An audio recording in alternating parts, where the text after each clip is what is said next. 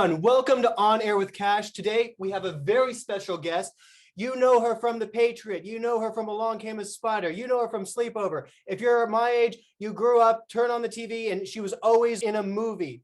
She now has a feature film that I was fortunate enough to have a cameo in. Please welcome my dear friend, Mika Boorem. Oh my goodness. Thank you so much for having me here. I'm so excited to be here and to talk with everyone, talk with you, Kash. You're such a great talent, and I've known you for so many years now. I've been able to progressively watch you through a lot of artistic endeavors, and it's just awesome. And I was so pleased that you came and jumped in on Hollywood.con. Amazing. I was honored she reached out. I mean, you don't understand. She was like, she still is a big deal, but I mean, just growing up, I mean, she was in everything. She was like the cool girl who was in all the cool movies with some pretty A-list talent. So to have her hit me up and want to be in her movie, that meant a lot to me, Mika. Oh, it meant a lot to me that you're in it. You killed it. You killed it. You're so funny. Kash has a natural energy about him and a natural, just funny talent that you can tap into. I love it.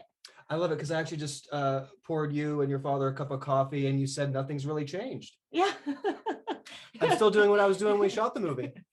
Yes, you have to look out in Hollywood.con. Kash jumps in and he's got a very fun cameo. So I did an interview earlier and this gentleman was telling me, he's like, there's so many cool cameos in the movie because you do this fabulous cameo in it. And then also like Brian Krause, who is from the TV show Charmed. He was Leo, the White Knight on there, and he's done many other things as well. But he has like a cameo in it also. And Billy Bob Thornton has a cameo in it. And so the movie just has like all these wonderful little Easter egg nuggets of amazing, different talented people that pop in. It was amazing. So thank you for being a part of it. Oh, I'm honored to be part of that amazing cast. And actually it was great because I had actually just wrapped another movie with Tom Arnold prior to this as well too. And I know Tom's in it. Yeah, Tom's a cutie. So Tom was funny. Tom actually, which I know you know this, but Tom played my dad on a TV show for a couple years when I was very young on Warner Brothers called the Tom Show. Oh yeah, of course. Yeah, so when I started putting this project together and I started reaching out to friends and wanted people to play different things, I had reached out to Tom and I said, Tom, there's a role in this. You will play a drug lord named El Jade and you run the cartels in Mexico and I think you would be perfect. And so he was like, yeah, I could do that.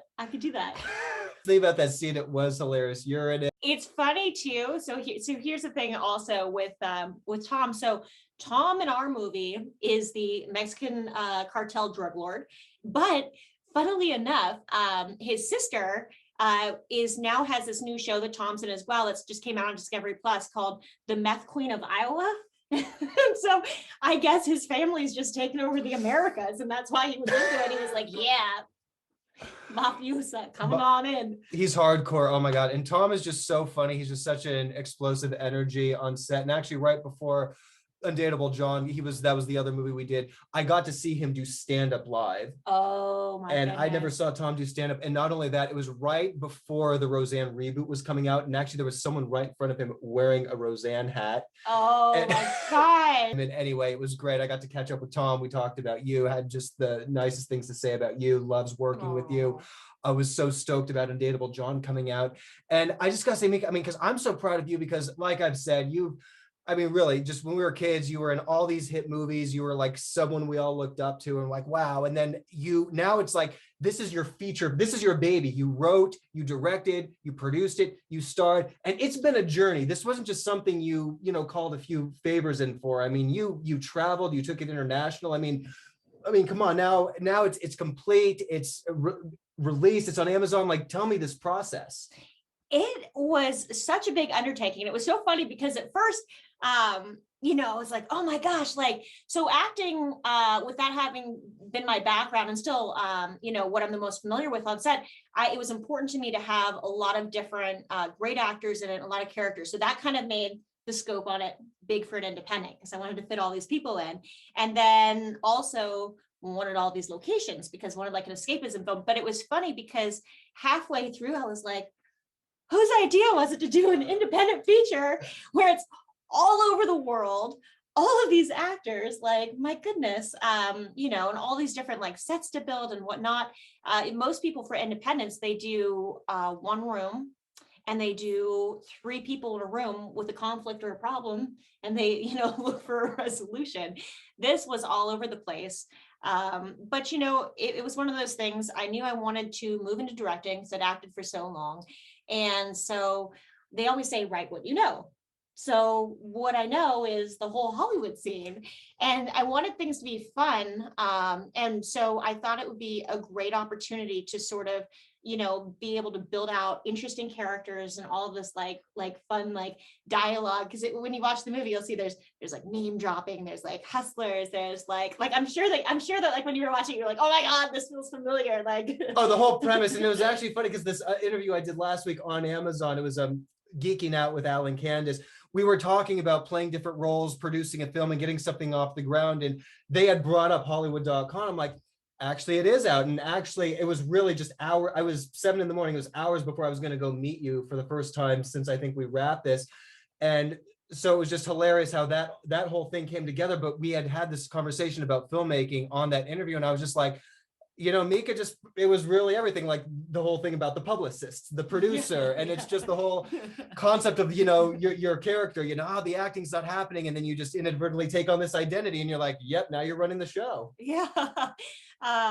It was fun putting that whole Hollywood aspect together on it. It really was. I think one of my favorite lines in the movie is the one producer guy. He's like sitting there, he's like talking to his mom on the phone, and he's like, Mom, like, I need more cash. And somebody walks into the room and he's like, yeah, well, Beyonce, I guess I should have put a ring on it.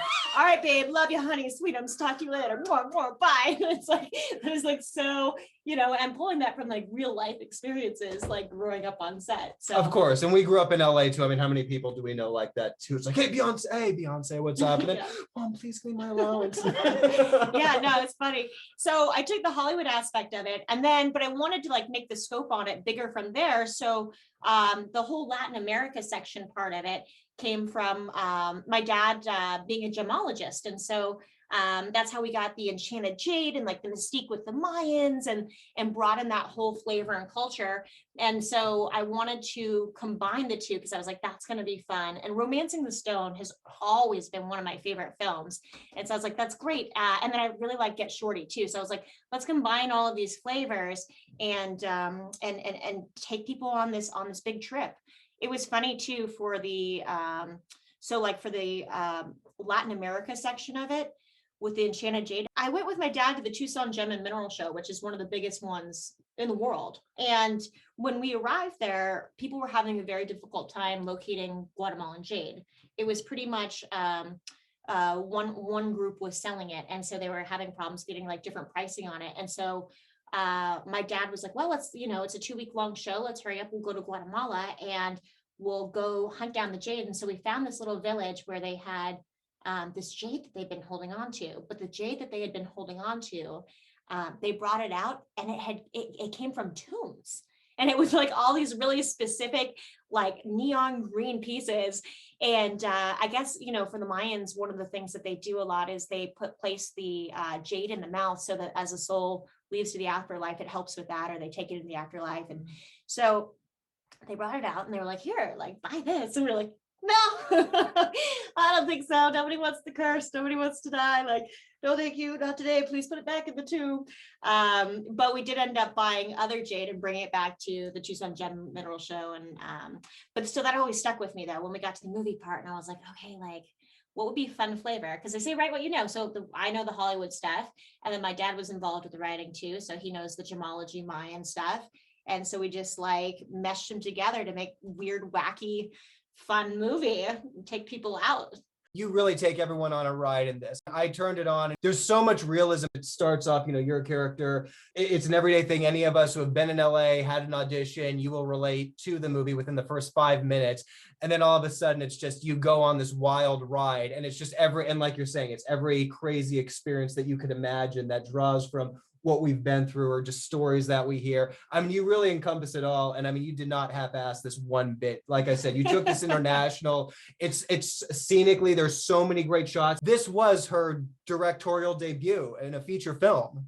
Yeah, so we filmed in Texas, we filmed in Mexico, we filmed in Guatemala, we filmed in Arizona, in the sand dunes in Arizona and Yuma. And so it was so funny because the sand dunes in Yuma are gorgeous, and people go out there and they ride the ATVs. So they do that when the weather's nice, when it's like ATV weather. So we were like, we can't have it be nice like that. We need it we need these like sand dunes to be pristine. So we were out there filming, and I kid you not, it was like 110. Like people were like slightly like passing out. We had like our equipment, the cameras were overheating. We had coolers and like ice packs for the cameras. We had people like sitting like underneath the cars for shade, like but it looks good, and that's what's important, right? It's all about the look. What did we just say a few minutes ago? Yeah, as long as it looks good. And you pull it off. Oh my God. Pain and suffering. And so Mika, like so now that you have this project, it's released, this was your baby, where do you see yourself going next? I mean, what's the next project you want to take on? I mean, there's so much that I want to do. I'm really interested in basically everything. Like I love working on things.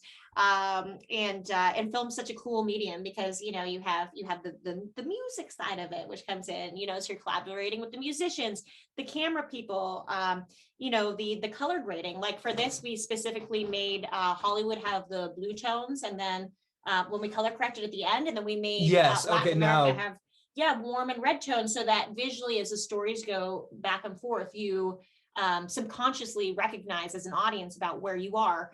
And so you know, you have those artists, and there's just so many different people that come to play in film that it just fascinates me. But next, I think there's a series of children's films that I've been working on, and so they're like educational children's films.